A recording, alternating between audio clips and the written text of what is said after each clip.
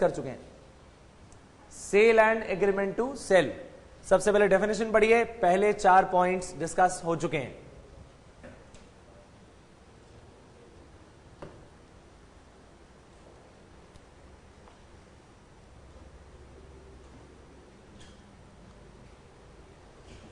Cell की definition में क्या चीज इंपॉर्टेंट लगी आपको? कि प्रॉपर्टी इमीडिएटली पास ऑन हो रही है। एग्रीमेंट टू सेल में property is passing at a future date. अब जरा डिस्टिंक्शन करिए, ट्रांसफर ऑफ ओनरशिप इमीडिएटली हो जाएगी सेल में, और एग्रीमेंट टू सेल में at a future date. Type of contract, sale में ये एग्जीक्यूटेड कॉन्ट्रैक्ट है और एग्रीमेंट टू सेल में एक एग्जीक्यूटरी कॉन्ट्रैक्ट है। राइट, क्या हमने इसका एग्जाम्पल किया था अभी? नेचर ऑफ राइट, सेल में कौन सा राइट क्रिएट हो रहा है? Jus in rem. अब सवाल ये आता है कि एग्रीमेंट टू सेल में जस्ट इन पर्सोनम क्यों क्रिएट होता है? ठीक बात है कि नहीं? आइए देखें। अगर ए एक हमारा सेलर है, बी हमारा बायर है,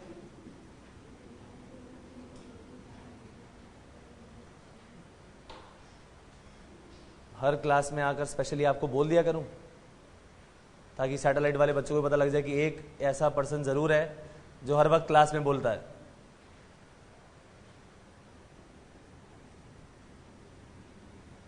तो ए ने अगर बी को कुछ गुड्स बेचने का वादा किया, मान लिया जाए एक स्पेशल टाइप की चेयर बात की गई थी, ए ने कहा जी बिल्कुल आपको ऐसी चेयर हम सप्लाई कर सकते हैं, कर देंगे, और उसी वक्त एग्रीमेंट टू सेल हो गया।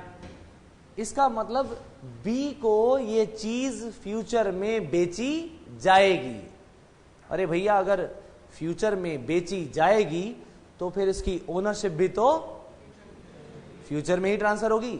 इसका मतलब हालांकि आज ही एग्रीमेंट टू सेल हो गया, फिर भी ओनरशिप अभी तक बी के नाम, बायर के नाम ट्रांसफर नहीं हुई। इसका मतलब seller is still the owner of goods. Point number 5, 6, 7, 8 जो आप देखेंगे, उनमें सिर्फ और सिर्फ अगर आंसर करना है, उसका तरीका यही है पहचानने का कि भैया ओनर कौन है। जिसको ये याद रहेगा, यहीं से शुरुआत की जाएगी और सारे डिफरेंस क्लियर हो जाएंगे। सो मेक श्योर ये याद रहे, एग्रीमेंट टू सेल में ओनर ऑफ गुड्स कौन है? हमारा सेलर। अब मान लिया जाए कि ए ने ये स्पेशल टाइप की चेयर मैन्युफैक्चर करवा ली, रेडी है बिल्कुल, और इसका प्राइस जो तय किया गया था, प्राइस तय किया था इस चेयर का मान लीजिए 5,000 रुपए। चेयर रेडी की गई, इतने में मिस्टर सी आ गए। सी कहते हैं मिस्टर, चेयर तो आपकी बहुत बढ़िया ये वाली, आप ये मुझे दे दो। ए ने बड़े जोश से कहा, अरे 10,000 की चेयर है ये। कहता है ये लो 10,000। अब 10,000 रुपए में इमीडिएटली सी ने कैश पे करके ये चेयर ले ली। थोड़ी देर पहले जो एग्जाम्पल किया था और ये जो एग्जाम्पल है, सेम नहीं लग रहा आपको? बिल्कुल सेम, ठीक बात है कि नहीं? अब चेयर पहुंच गई किसके पास? सी के पास। बताओ बी के पास क्या राइट है? क्या बी सी से चेयर जाके ले सकता है या नहीं? लाओ जी मेरी चेयर दो। क्यों? क्योंकि अभी तक ओनरशिप इसके नाम ट्रांसफर नहीं हुई। इसका मतलब सी के अगेंस्ट इसके पास जस्ट राइट अगेंस्ट प्रॉपर्टी अभी नहीं आया। ठीक बात है कि नहीं? और बेचारा बी करे क्या? सवाल यह है कि बी के साथ हुआ तो धोखा, हाँ या ना? बी के पास क्या कोई रेमेडी है ए के अगेंस्ट? ए के अगेंस्ट क्या कर सकता है? कॉन्ट्रैक्ट तो ए ने तोड़ दिया, वो ए से डैमेजेस क्लेम कर सकता है। यानी इस एग्रीमेंट टू सेल में बी के पास डैमेज ही क्लेम करने की एक रेमेडी है, इसके अलावा कोई रेमेडी अवेलेबल नहीं है। Is it very clear? चले आगे। सो एग्रीमेंट टू सेल में कौन सा राइट क्रिएट होगा? जस्ट इन पर्सोनम, जबकि सेल में क्या होता है? Jus in rem. बात समझ आ गई आपको?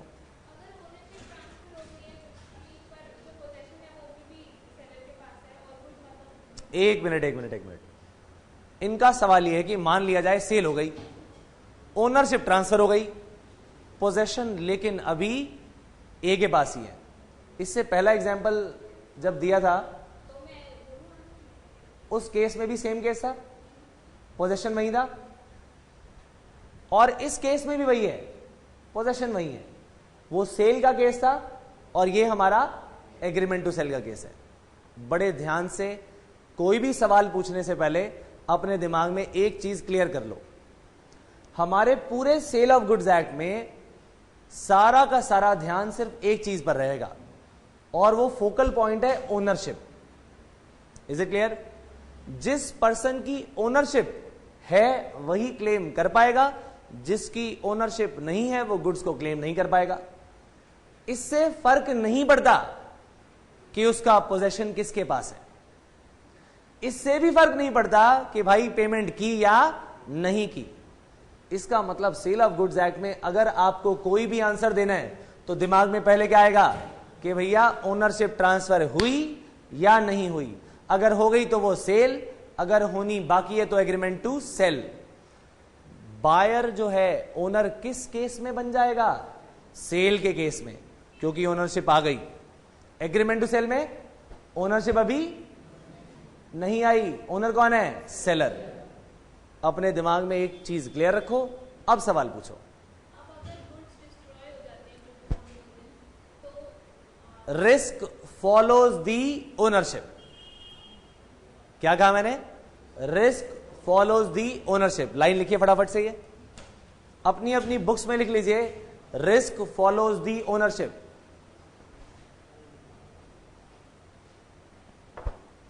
भैया जो ओनर है ना वही किसी भी नुकसान को बियर करेगा। हमारा पॉइंट नंबर 4 हमें यही कहानी सुनाता है। कहता क्या है कि जी रिस्क ऑफ लॉस किसका होगा?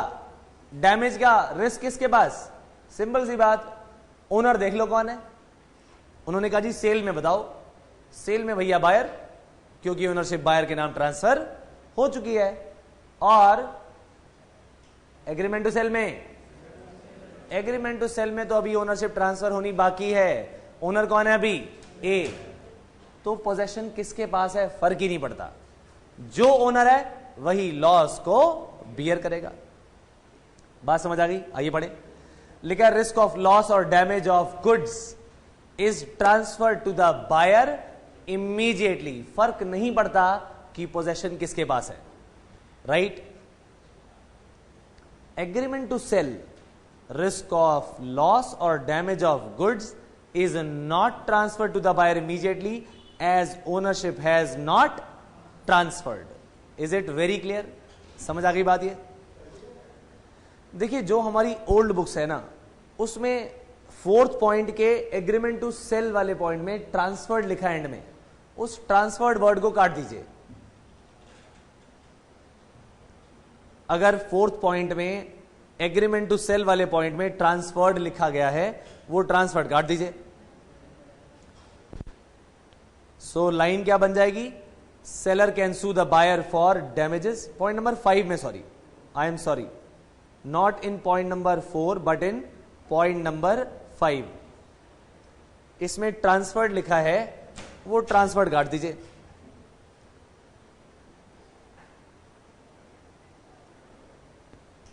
अब आपको 4 बचे हुए पॉइंट नजर आ रहे हैं सभी को।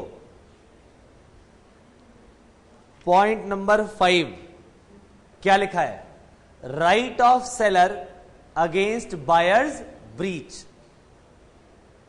Right of seller against buyers breach. ये बताइए कि बायर कैसे ब्रीच करेगा, बायर कैसे कॉन्ट्रैक्ट को तोड़ सकता है?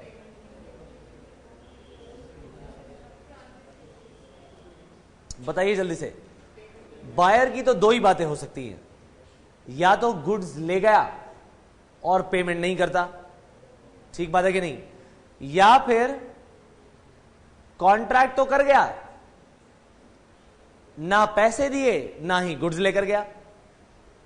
अब आप कहोगे ऐसे कैसे हो गया जी कॉन्ट्रैक्ट, ना पैसे दिए ना ही गुड्स ली, डिलीवरी भी नहीं हुई, तो कॉन्ट्रैक्ट कैसे हुआ? देखिए कैसे हुआ ये काम। ये बताइए कि अगर गुड्स उधार पर बेची जाएं तो बिल इशू किया जाता है उनका? अगर मैंने किसी को गुड्स उधार पर बेची तो बिल देना पड़ेगा कि नहीं? और अगर कैश में बेची तो बिल देना पड़ेगा या नहीं? देना पड़ेगा। तो ये बताइए कि जब मैंने गुड्स सेल की हैं कैश पे, तो बिल कौन सा इशू करूं, और क्रेडिट पे सेल की तो कौन सा बिल इशू किया जाए? बिल कौन सा? बिल देना पड़ेगा कि नहीं उसे? बता दीजिए फटाफट। देना ही पड़ेगा। कहेंगे क्या उसे? गुड्स सोल्ड है कैश पे या क्रेडिट पे, बिल कौन सा दिया जाएगा? क्रेडिट पे बिल कौन सा दिया जाएगा? क्रेडिट नोट गलत है, कैश मेमो ठीक है। अगर कैश पे गुड्स बेची गई तो बिल जो इशू किया जाएगा उसे कहेंगे कैश मेमो, और अगर क्रेडिट पे बेची गई तो जो बिल इशू किया जाएगा हम उसे कहेंगे इनवॉइस। क्या बोलेंगे? इनवॉइस। Is it clear? अब बड़े समझदार बायर हमारे सेलर के पास गए, हां जी गुड्स उधार पे चाहिए मुझे, 3 दिन का उधार दूंगा बस, लूंगा बस, 3 दिन बाद पेमेंट पूरी, और ये वाली गुड्स चाहिए, पैक करवाओ। पैक करवा के कोने पे रखवा दी, अच्छा जी 2 दिन बाद डिलीवरी लूंगा। यानी गुड्स की डिलीवरी 2 दिन बाद, और इमीडिएटली उससे अगले दिन पेमेंट कर दूंगा। अब सेलर ने कहा चलो कोई बात नहीं, अब ये पैक करवा के रखवा ही गया, तो कहते जी इनवॉइस किसके नाम इशू करना है? उधार पे गुड्स बेची है तो इनवॉइस तो करना पड़ेगा कि नहीं? जैसे ही वो इनवॉइस इशू किया उसी वक्त ये सेल मान ली गई। बात समझ आई कि नहीं? इसका मतलब ना इसने गुड्स की डिलीवरी अभी ली और ना ही पेमेंट की, लेकिन इन दोनों ही केसेस में फर्क नहीं पड़ता क्योंकि इनवॉइस इशू हो चुका है। इनवॉइस इशू होते ही सेल मान ली जाती है। इसका मतलब इसी वक्त कॉन्ट्रैक्ट पूरा कर दिया गया। किस चीज का? सेल का। Is it clear? इस वक्त ओनर कौन है? मुझे बस एक बात बताइए। इनका सवाल यह है कि हाँ जी इस वक्त अगर गुड्स डैमेज हो जाएं तो कौन बियर करेगा? बताओ ओनर कौन है? ओनर कौन है? बायर। तो बायर बियर करेगा। सिंपल सी बात है। लॉस बायर बियर करेगा, डजंट मैटर वो पोजीशन किसके पास था, और गुड्स के पैसे भी उसे देने पड़ेंगे। जब आप अपना सामान किसी और के पास रखवा के आते हो, उसकी सिर्फ इतनी ही ड्यूटी बनती है कि वो जैसे अपनी चीजों की केयर करता है वैसे ही आपकी चीजों की भी केयर करे। ठीक बात है कि नहीं? यहां पर जब आप सेलर के पास सामान रखवा देते हो, अपना सामान रखवा देते हो, तो वो बन गया बेली, और आप क्या बन गए? बेलर। बेली के जैसी ड्यूटीज हमने फाइंडर ऑफ लॉस्ट गुड्स की पढ़ी थी। उसे क्या करना पड़ता है? रीजनेबल केयर करनी पड़ती है। जैसे सेलर ने अपना सामान रखा हुआ था ना, वैसे ही इस बायर का भी सामान रखा हुआ था। अचानक आग लग गई, इसकी अपने गुड्स के साथ साथ बायर जो गुड्स परचेज करके गया था वो भी गुड्स जल गई। अब ये देखा जाएगा कि जी इस आग में सिर्फ बायर की ही गुड्स जली या सेलर की भी गुड्स जली? अगर सिर्फ बायर की ही गुड्स जली इसका मतलब कुछ गड़बड़ है, ठीक बात है कि नहीं? लेकिन अगर दोनों की गुड्स जली इसका मतलब यार उसने तो रीजनेबल केयर करी थी, जैसे अपनी गुड्स उसकी जल गई उसमें आपकी भी गुड्स जल गई, इसका मतलब उसका कोई कसूर नहीं है। डैमेज कौन बियर करेगा? Buyer. Is it very clear? तो हम अपने पॉइंट पर वापस आते हुए, क्या था? Right of seller against buyers breach. अब मान लीजिए कि यहां पर हमारा जो बायर था इनवॉइस इशू करवा के ना पेमेंट दी ना गुड्स लेकर गया और 2 दिन बाद कहता है जी मैं ये कॉन्ट्रैक्ट तोड़ रहा हूं, मुझे ना गुड्स चाहिए ना ही मैं पैसे दूंगा। इनवॉइस इशू हुआ या नहीं हुआ? बायर इस चीज का ओनर बना या नहीं बना? बन गया। इसका मतलब आज सेलर के पास क्या राइट आ गया? सेलर केस दायर करेगा और कहेगा मिस्टर बायर ये गुड्स अब आपकी है, मुझे नहीं चाहिए, आपने इसका जो करना है करो, मुझे तो मेरे पैसे दो। वर्ड्स देख रहे हो सेलर के? क्या कहा उसने कि मैं ये गुड्स आपको बेच चुका हूं, ओनरशिप आपके नाम ट्रांसफर हो चुकी है, आप इन गुड्स को लेके जाओ और अब आपको मुझे पैसा देना पड़ेगा, यानी उसको मजबूर किया जा सकता है। Is it clear? अच्छा, मान लो यही एग्रीमेंट टू सेल के बारे में होता तो बायर आया, सिर्फ ऊपर वाला हिस्सा देखिएगा, सी वाले पोर्शन को छोड़ दीजिए। बायर ने कहा जी मुझे चेयर बनवानी है, ए ने कहा 5,000 की बनेगी जी चेयर। बायर ने कहा कोई टेंशन नहीं है, 5,000 की बनाओ आप। जब बेचारे ने चेयर बना दी, अब बायर मना कर दे तो क्या होगा? क्या ए बी को मजबूर कर सकता है कि अब तुम्हें यह चेयर परचेज करनी पड़ेगी? नहीं कर सकता। क्यों नहीं कर सकता? क्योंकि बी अभी ओनर नहीं बना। ओनर कौन है इसका? ए। लेकिन बी ने कॉन्ट्रैक्ट तो तोड़ा, इसके लिए बी के अगेंस्ट डैमेजेस क्लेम किए जा सकते हैं। बात समझ आ गई अच्छी तरह से? आइए पढ़ें। So right of seller against buyers breach. Seller can sue the buyer for the price of the goods even though the goods are in his possession. Seller क्या बोल रहा है कि भैया अपना सामान लेके जाओ, मेरा पैसा दो, क्योंकि ये गुड्स तुम्हारी हो चुकी हैं, सेल तुम्हें हो चुकी है। लेकिन वही सेम केस हमारे इस एग्रीमेंट टू सेल में नहीं हो सकता। वजह?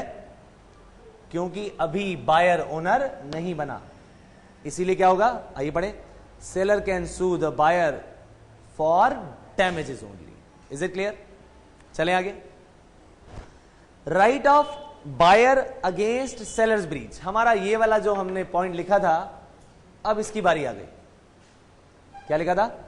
Right of buyer against seller's breach.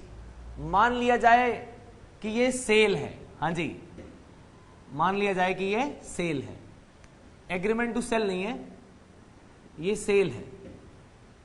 ए ने बी से कहा कि तुम्हें मैं चेयर बेच रहा हूं, चेयर सेलर के पास है। बायर ने ए से कहा 2 दिन बाद डिलीवरी लूंगा, लेकिन ए ने ये गुड्स सी को बेच दी। अब बायर के पास क्या राइट है? इससे डैमेजेस भी क्लेम कर सकता है और अपनी गुड्स सी से क्लेम भी कर सकता है। आइए पहला पॉइंट पढ़ें। लिखा है buyer can sue the seller for damages and also the third party who bought the goods. इसको किस लिए केस फाइल करेगा? कि लाओ जी मेरी गुड्स मुझे वापस दो। ठीक बात है। अब सी अपना पैसा तो इसे रिकवर करेगा ही करेगा, ये तो बात तय है। आइए मान लीजिए कि एग्रीमेंट टू सेल है। अब ऐसे केस में क्या बी सी के अगेंस्ट केस फाइल कर सकता है? No. C can only claim damages, sorry B can only claim damages from A. आइए पढ़े। सो लिखा है buyer can sue the seller for damages only. Are these 2 points very clear to you?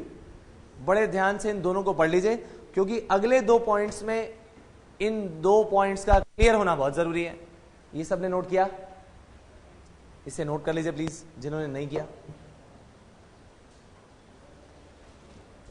अगले 2 points के लिए इन 2 points का clear होना बहुत जरूरी है। So please make sure these are very clear to you.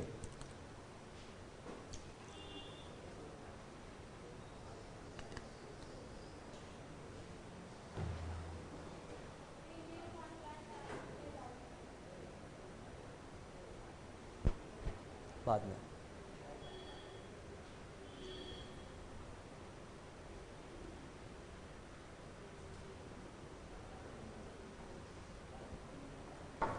ये लिख लीजिएगा, right of buyer's seller's breach,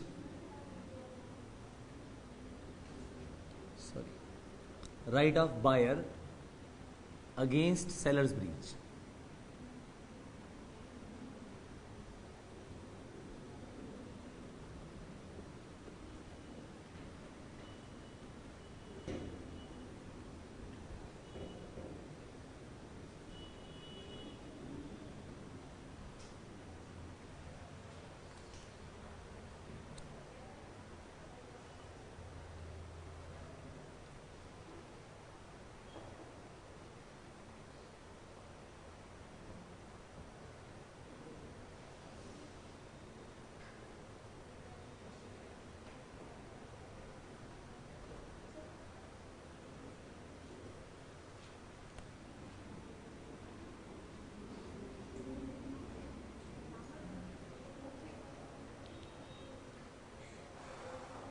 लिख लिया सभी ने?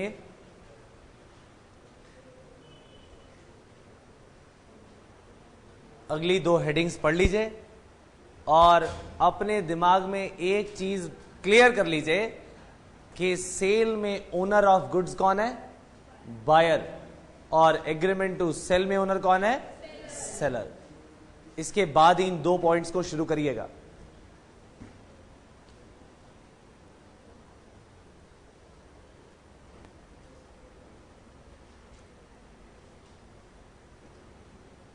चलिए, अब हमारा नेक्स्ट पार्ट है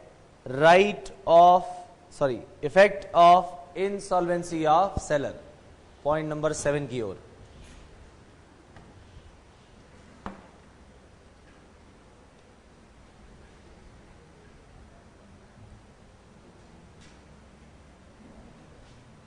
क्या लिखा है? कौन इंसॉल्वेंट हुआ इस केस में? इंसॉल्वेंसी का मतलब सभी जानते हैं। अगर इंसॉल्वेंसी हो गई सेलर की,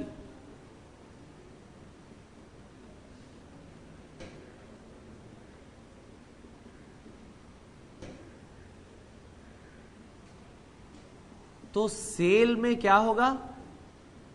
और एग्रीमेंट टू सेल में क्या होगा? क्योंकि हमारे पास सेल में ओनर कौन है, सबको याद होना चाहिए।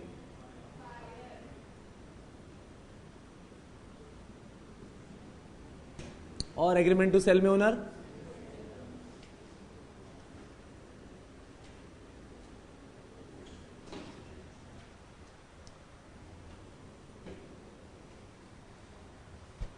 सेलर हमारा इंसॉल्वेंट हो गया है।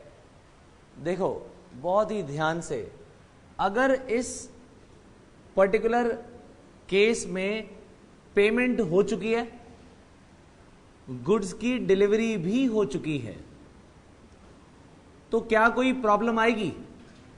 कोई प्रॉब्लम नहीं है।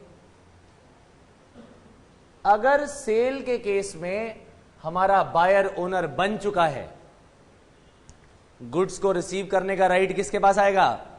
बायर के पास, क्योंकि ओनर है भैया।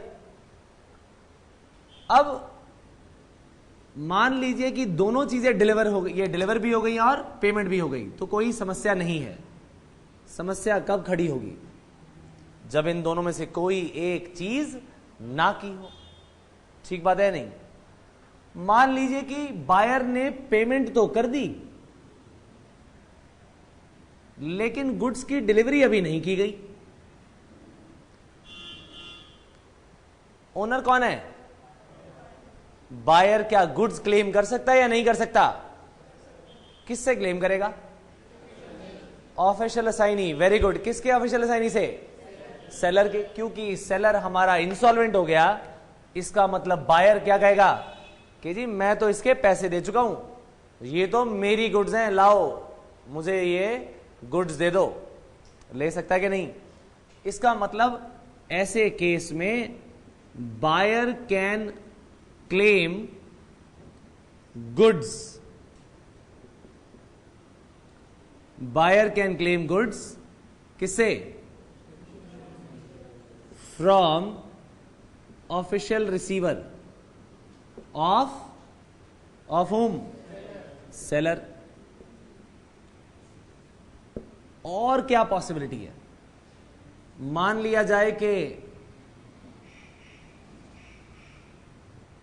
पेमेंट इसने नहीं की और गुड्स की डिलीवरी भी ले चुका है, तो क्या ऐसे केस में इनसॉल्वेंट पर्सन का ऑफिशियल रिसीवर बायर से पैसा ले पाएगा? यस, सिंपल सी बात है, क्योंकि उसके लिए वो एक एसेट है, इसलिए वो क्लेम कर पाएगा। और मान लीजिए कि गुड्स की डिलीवरी भी नहीं हुई, तो क्या सेल करने के लिए मजबूर किया जा सकता है? सेल हो चुकी है ऑलरेडी, गुड्स की डिलीवरी के लिए मजबूर किया जा सकता है कि नहीं? बायर को इसकी डिलीवरी लेनी होगी और पेमेंट भी करनी पड़ेगी। क्यों? क्योंकि गुड्स ऑलरेडी बिक चुकी हैं। बात समझ आ गई? तो इन दोनों केसेस में तो कोई प्रॉब्लम है ही नहीं। Buyer will purchase goods, will take delivery of goods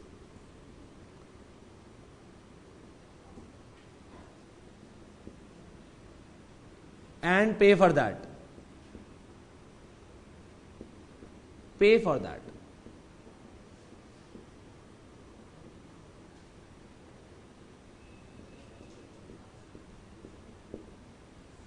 Is it clear? अब अगर यही एग्रीमेंट टू सेल होता फिर क्या होता? एग्रीमेंट टू सेल,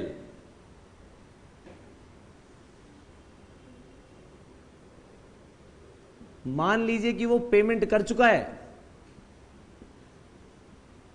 लेकिन गुड्स की अभी डिलीवरी होनी बाकी है। अब बताइए, सेलर के हाथ में क्या है इस वक्त? कुछ भी नहीं। सेलर के सारे एसेट लायबिलिटी किसके हाथ में है? ऑफिशियल रिसीवर के हाथ में। अब बताइए कि ओनर कौन है गुड्स का? Definitely seller. क्या बायर सेलर को मजबूर कर सकता है कि लाओ ये गुड्स तुम्हें मुझे देनी पड़ेंगी? नो। क्यों नहीं कर सकता? क्योंकि ओनर सेलर है। अब सवाल यह है कि अगर बायर चाहे लाओ जी मेरे पैसे दो, क्या पूरे पैसे देने पड़ेंगे या नहीं? अगर बायर कहे लाओ मेरे पैसे दो,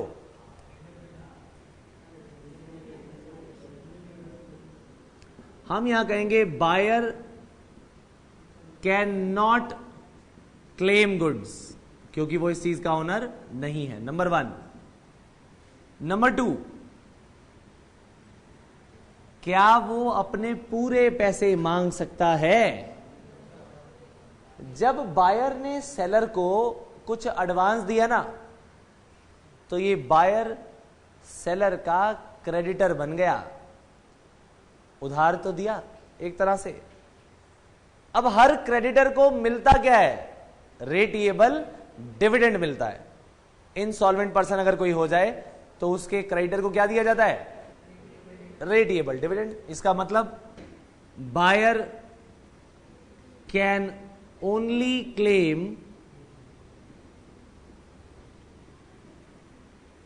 रेटिएबल डिविडेंड फ्रॉम किससे? फ्रॉम ऑफिशियल रिसीवर ऑफ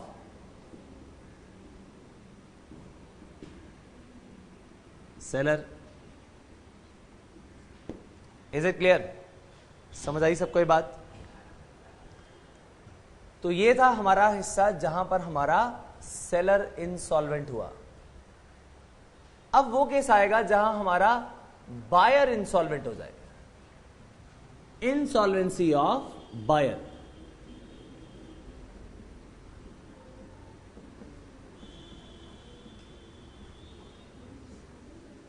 पहला केस सेल का और दूसरा एग्रीमेंट टू सेल। सेल में ओनर कौन? बायर। अब जरा बताइए, बायर ही इंसॉल्वेंट हो गया, अगर पेमेंट भी हो चुकी है और डिलीवरी भी हो गई तो क्या कोई प्रॉब्लम है? नो। लेकिन अगर पेमेंट हो चुकी है, डिलीवरी नहीं हुई गुड्स की, क्या बायर गुड्स की डिलीवरी क्लेम कर सकता है इस केस में या नहीं? क्यों? Buyer can claim, buyer claim करेगा उसका ऑफिशियल रिसीवर, ऑफिशियल रिसीवर। तो official receiver of buyer can claim what? Delivery of goods। ठीक बात है कि नहीं?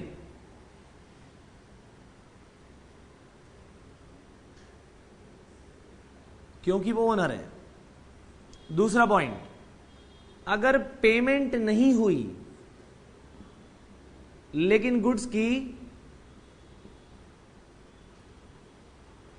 मान लीजिए डिलीवरी हो चुकी है, अब क्या सेलर बायर से पूरा का पूरा पैसा क्लेम कर सकता है? नो, क्योंकि बायर इंसॉल्वेंट हो गया और बायर के हर क्रेडिटर को दिया क्या जाएगा? रेटिएबल डिविडेंड। यानी seller can only claim ratable dividend from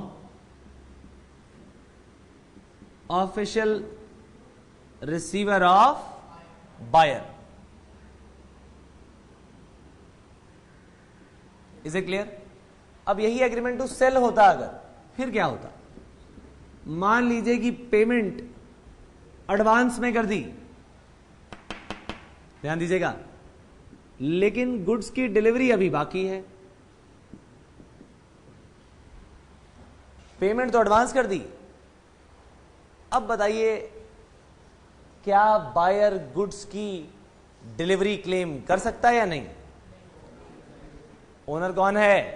seller. तो इसीलिए उससे गुड्स की डिलीवरी क्लेम नहीं की जा सकती। लेकिन क्या ये अपना पैसा क्लेम कर सकता है या नहीं? बायर का ऑफिशियल रिसीवर पैसा क्लेम कर सकता है। ध्यान रखिए, अगर इसने एडवांस पूरा पैसा दे भी दिया ना, तो भी seller can refuse to deliver